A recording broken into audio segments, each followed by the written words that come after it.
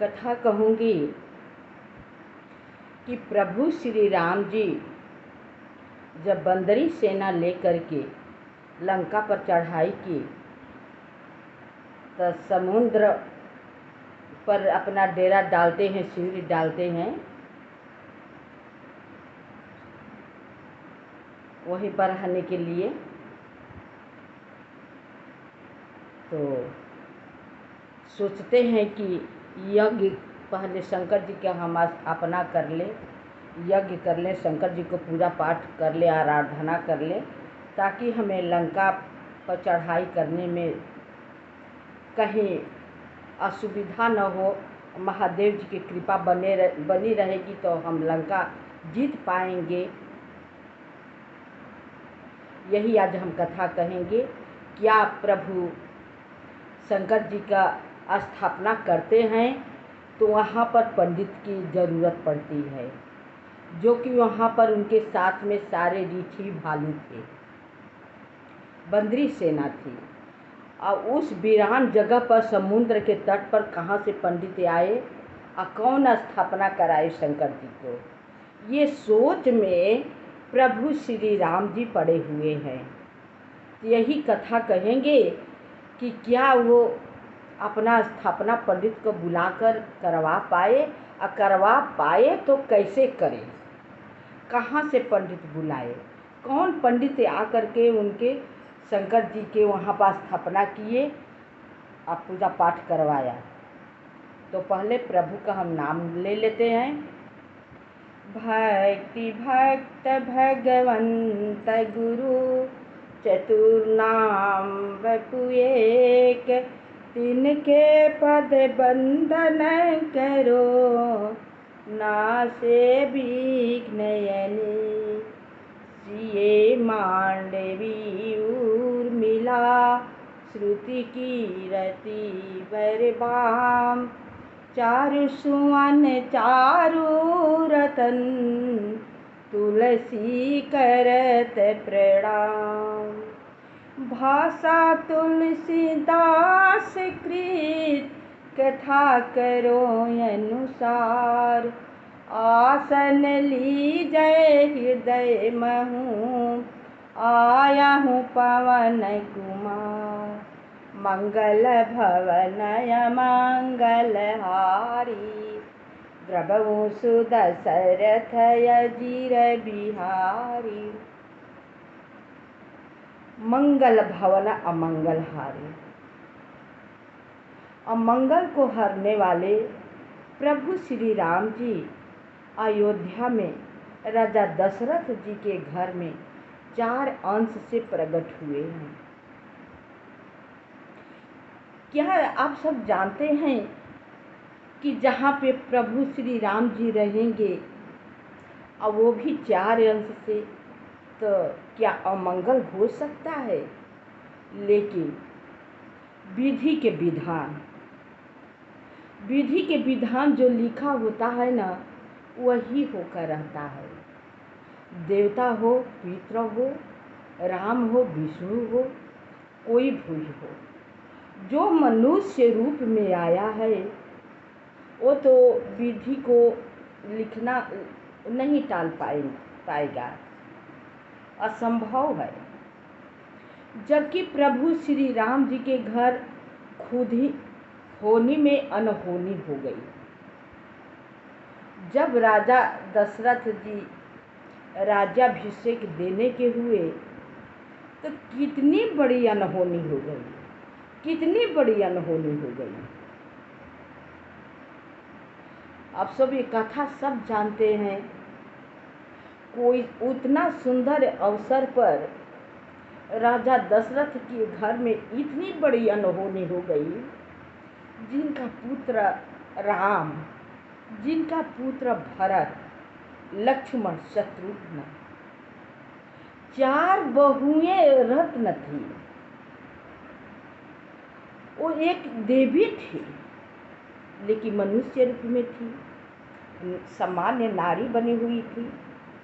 लेकिन सामान्य नारी बनकर भी सामान्य नारी न थी, लेकिन सामान्य नारी की तरह, पुरुषों की तरह सब लोग झेले।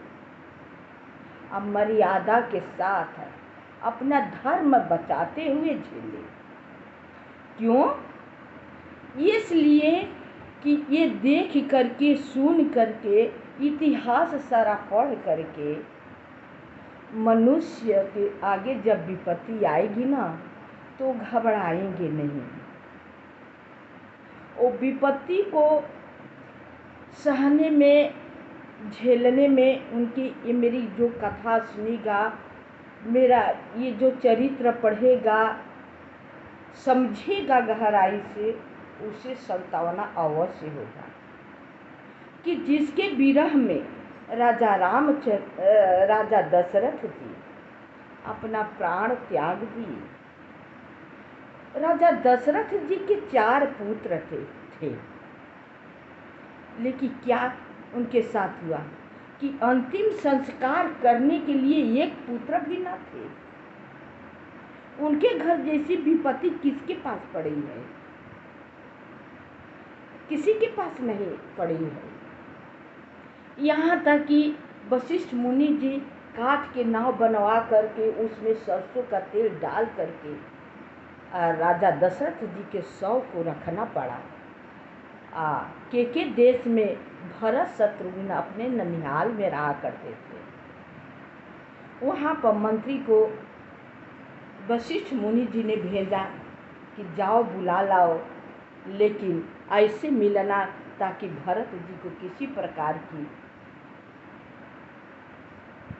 चिंता न हो, उन्हें शक न हो, संदेह न हो कि मेरे घर में विपत्ति आन पड़ी है। जब वैसे महान महान पुरुष देवता स्वयं विष्णु भगवान अवतार थे, उनके घर में इतनी जबरदस्त विपत्ति पड़ी, तो अपने लोग को वो अगर गहराई से वो विपत्ति को हम सोचेंगे ना तो यह समझ में आता है कि मेरी विपत्ति क्या है। मेरी विपत्ति तो सामान्य है, यही समझ में आता है। जब प्रभु श्री राम जी समुद्र तट पर अपनी छावनी डाली संबंधियों सेना को अपने रहने के लिए, तो पहले तो समुद्र से उन्होंने तपस्या द्वारा 3 दिन बिना जल पानी के रहकर अन्न का खाए हुए बैठकर आराधना करते रहे, रास्ता मांगने के लिए कि आप मुझे रास्ता दे दीजिए ताकि मेरे पास बंदरी सेना है, मैं इन लोगों को लेकर लंका पर चढ़ाई कर दूं। लेकिन जानते हो यहाँ पर प्रभु श्री राम जी तभी तो मर्यादा पुरुषोत्तम कहलाते हैं। वो चाहते तो क्या ना कर देते, समुद्र से रास्ता मांगने की जरूरत ना होती, अब भालू बंदर की सेना इकट्ठा करने की जरूरत ना होती, और रामचंद्र जी को दर दर कर ठोकरें खाने न पड़ती जितना वो दर दर कर ठोकर खाए हुए हैं, और सीता जी के हरण न होता। लेकिन प्रभु श्री राम जी धरती पर आकर के इसलिए सब लीला किए हैं, दिखाए हैं मनुष्य के लिए, अपनों लोगों के लिए, ताकि मनुष्य की आगे जब विपत्ति आए ना तो अपना धैर्य न छोड़े, हिम्मत बनाए रखे। अपने लोगों के हिम्मत बनाने के लिए उन्होंने कितना कष्ट किया, कितना कष्ट झेला, जितना हम कहेंगे उतना कम है। हम तो शूद्र मनुष्य है ना, क्षुद्र, खुश हैं तो बहुत खुश होते हैं, इतना खुश हो जाते हैं कि अपने आगे किसी को समझते नहीं हैं, यही कमी है। और जब नाराज होते हैं ना तो मजी खूब अच्छी तरह से नाराज हो जाते हैं, विपत्ति आ पड़ती है तो चिल्ला चिल्ला कर माथा पीट पीट कर रोने लगते हैं कि मेरे जैसे कोई दुखिया है ही नहीं। जो कि दोनों में सम रहना चाहिए, दुख हो सुख हो, संत लोग के यही कहना है कि दुख हो सुख हो दोनों में सम रहो। ये तो मनुष्य की जीवन है। खुश आप हैं तो दुख अवश्य ही आएगा, और दुख है तो ये भी टल जाएगा, खुशी का दिन अवश्य ही आएगा। तब प्रभु श्री राम जी पर इस समय विपत्ति बहुत जबरदस्त पड़ी हुई है। आप कैसे हमेशा मुस्कुराते रहते हैं, विपत्ति अपना झेलते हैं, ये भी सोचने वाली बात है। जब समुद्र से रास्ता मांगने लगे ना, समुद्र रास्ता वो क्या देगा, और उफान पर होने लगा, और उफान पर। जैसे कि बड़े मनुष्य छोटे की कदर करते हैं ना, तब बुद्धिमान मनुष्य तो संभल जाते हैं कि हमसे बड़े हैं, मुझे कितना कदर कर रहे हैं, मेरी हर गलती को संभाल रहे हैं, इनका मुझे कदर करनी चाहिए। लेकिन कदर करने की जगह पर अधिक से अधिक बिगड़ने लगता है।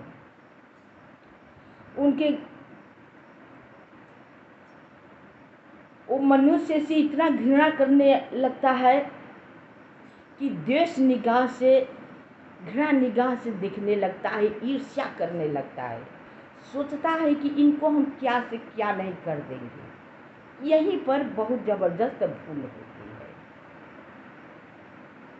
कोई किसी को बिगाड़ न पाएगा, न बना पाएगा। हमारा भी ऊपर वाले हैं, आपको भी ऊपर वाले हैं। हम आपसे छल कपट करेंगे तो हमारा भी देख रहे हैं, आप भी मुझसे छल कपट कर रहे हैं तो आपको भी देख रहे हैं, दोनों का देख रहे हैं। और दोनों के कर्मों अनुसार दंड वो स्वयं देने वाले हैं, और देंगे, लेकिन तुरंत तो होगा नहीं। आज आप मर्डर कर दिए तो तुरंत फांसी नहीं आएगी। आज खूब तपस्या करे, सारा दिन व्रत रहे, या 10 दिन व्रत रहे, महीनों दिन व्रत रहे, पूजा पाठ किए, उतने दिन में फल मिलेगा नहीं। जो होना होगा वो होकर ही रहेगा। यही हर समुद्र कथा। प्रभु श्री राम जी धैर्यवान राह मांग रहे थे, उलझना नहीं चाह रहे थे, किसी को अपमान उनका करने का द्वेष भी नहीं था। लेकिन शुद्र समुद्र, और वो रास्ता क्या देगा, और उफान पर होने लगा। ऐसा उफान पर हुआ, इतना उफान पर हुआ कि रामचंद्र जी को डूबने पर लग गया कि अब मैं डुबो दूंगा, और डूबने लगे, फिर भी नहीं घबराए। माँ तो माँ होती है, उन्हें हर प्रकार की आगम मिल जाती है।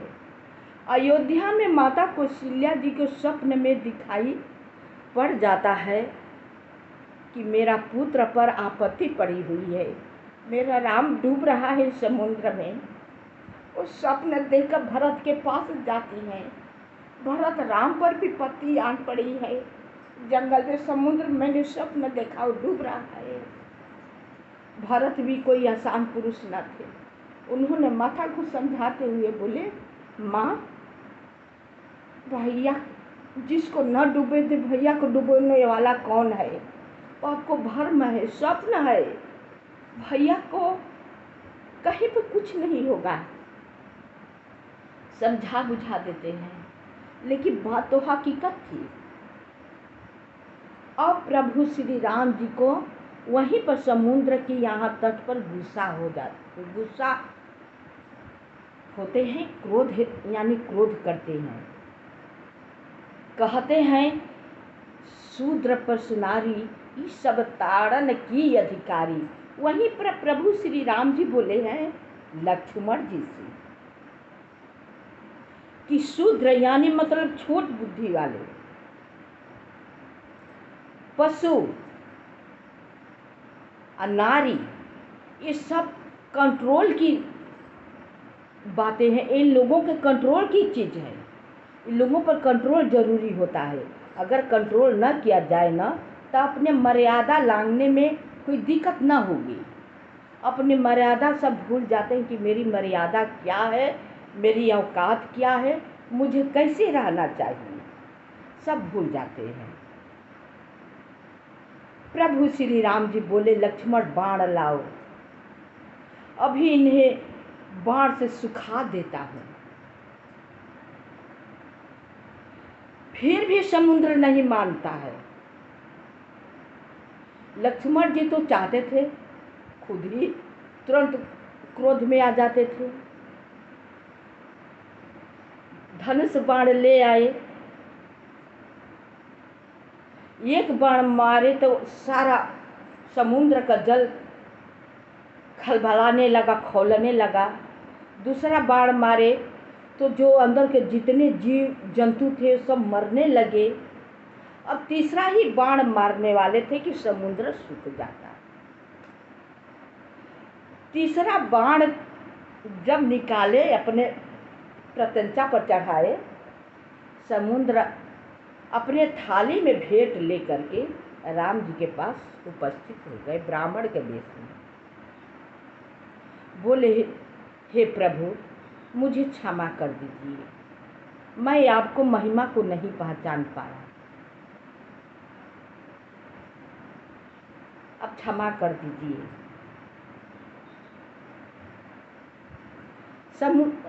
ये प्रभु श्री राम जी तो दयालु ही होते हैं, इन्हें क्षमा करने में कितनी टाइम लगती। मुस्कुरा कर बोले, तो हमें रास्ता दे दो कि हम लंका पर चढ़ाई कैसे करें। क्षमा तो कर देंगे, लेकिन हमें लंका में जाना है, लंका पर चढ़ाई करनी है, भालू बंदरी मेरी सेना है। तो बोले कि हे प्रभु, आप क्या नहीं जानते हैं, आपसे क्या चीज छिपा हुआ है। आप ही की सेना में एक एक से वीर रणधीर हैं। इसमें नल और नील दोनों भाई हैं कि ऋषि के शाप की वजह से ये जल में पत्थर अगर फेंकेंगे, बहुत बहुत पहाड़ भी फेंक देंगे ना, तो डूबेगा नहीं। उन्हीं के सहारे आप पुल बंधवा दीजिए, बंधवा कर आप लंका पर चढ़ाई कीजिए, मुझे मत सुखवाइए। अगर हम सुख जाएंगे ना, तो मुझसे सियार, कुत्ता, बिल्ली सब पार होने लगेंगे, तो मेरा मान मर्यादा जो है ना, सब नष्ट हो जाएगा, मेरा मान मर्यादा नहीं रह जाएगा।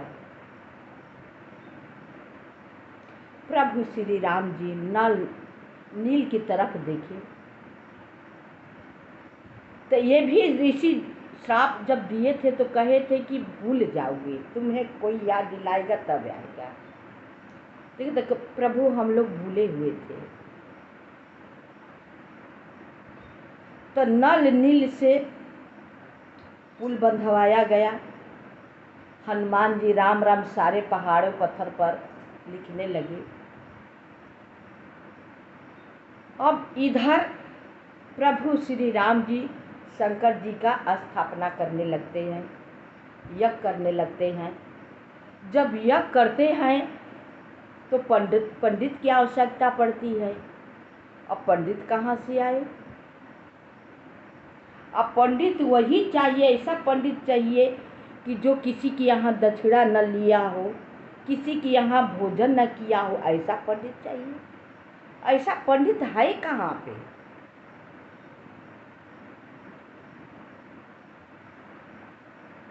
प्रभु श्री राम जी सोच में पड़ गए कि हम तो इतना वीरान जगह में, टापू जगह में आकर फंस गए हैं कि मुझे पंडित कहाँ से मिलेगा, कहाँ मैं वैसा पंडित जाकर ढूंढूं।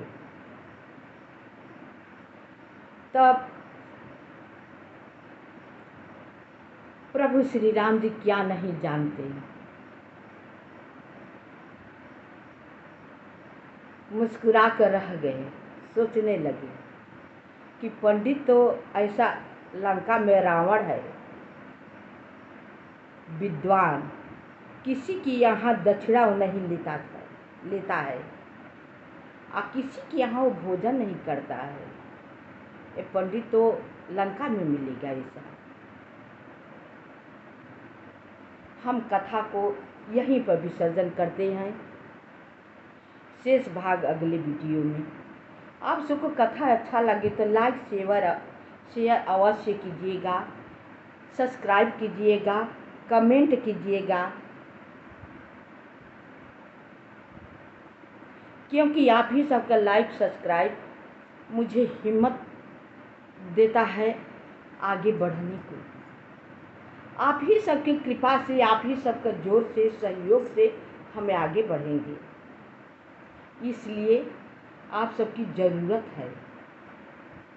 लाइक सब्सक्राइब अवश्य कीजिएगा, कमेंट कीजिएगा और ये भी कीजिएगा कि आप कहाँ से बोल रहे हैं, हमें बहुत अच्छा लगेगा। तो शेष वीडियो में, अगले वीडियो में हम बताएंगे कि राम जी को पंडित कहाँ पे मिले, शंकर जी को स्थापना कौन करवाया।